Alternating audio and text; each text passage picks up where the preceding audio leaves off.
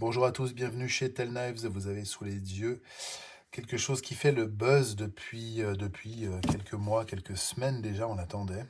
Enfin nous, pas trop, mais visiblement beaucoup de monde. La CRKT Provoque X, la hache pliante. Alors voilà à quoi ça ressemble.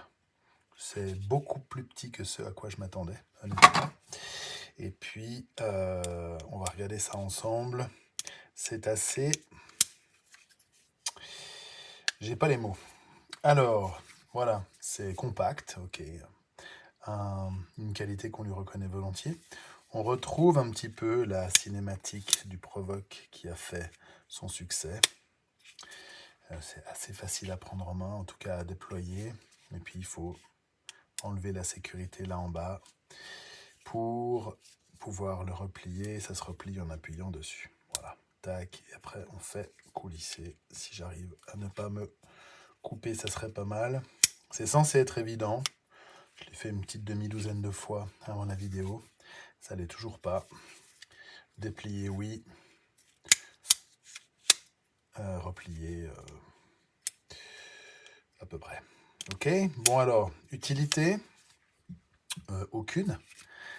C'est compact. On voit sur le site de CRKT une espèce de je sais pas quoi militaire avec le gros flag américain qui met ça dans sa poche ventrale. Ok, super. Pour faire quoi? Bonne question. Pour couper du bois.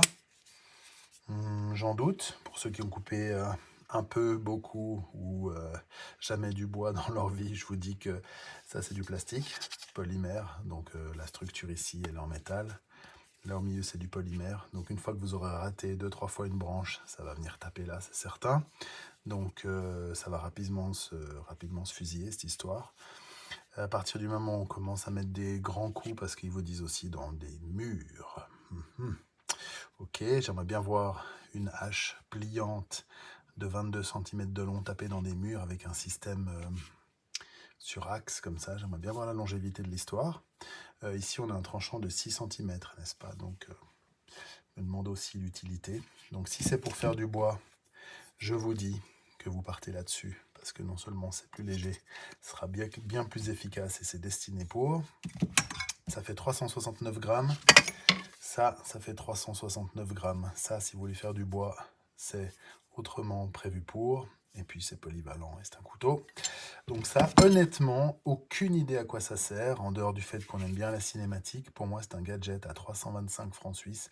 Ça fait cher le gadget, mais enfin, il y en a qui souhaitent. Donc, on l'a mis en ligne.